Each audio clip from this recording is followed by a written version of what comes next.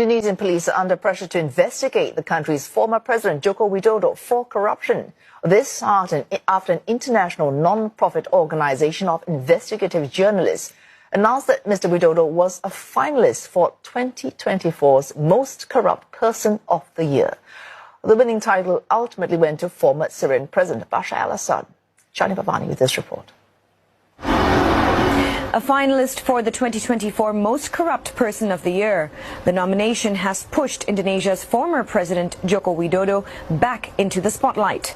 Awarded annually by the Organized Crime and Corruption Reporting Project, or the OCCRP, the title serves to promote accountability and draw attention to those who do the most to wreak havoc around the world through organized crime and corruption. Mr. Widodo's inclusion in the nominations has prompted his former party, the Democratic Party of Struggle, or PDIP, to call on the authorities to investigate the former president for corruption, saying the report could be a reference for the country's anti-graft body and other institutions, such as the National Police and the Attorney General's office, to look into Mr. Widodo and his family.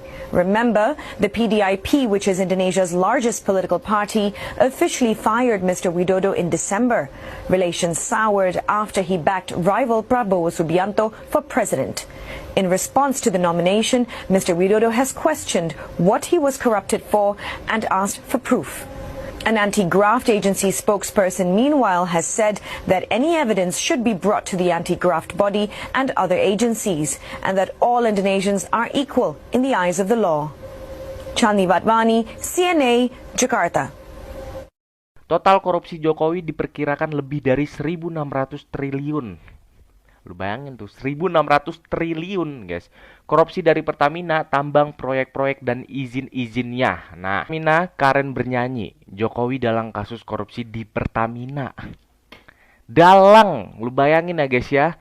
Karen melakukan korupsi karena mengikuti perintah dari ex-presiden Jokowi. Nah, loh. Ya guys ya, semakin terkuak ya guys ya, semakin ketangkep satu persatu, semakin kebongkar siapa yang sesungguhnya menyuruh orang-orang ini korupsi ya guys ya. Kita semua masih menunggu apakah berani lembaga KPK memeriksa Pak Jokowi ataupun keluarganya ya guys ya. Diduga mereka membawa-bawa nama Pak Jokowi nih guys ya.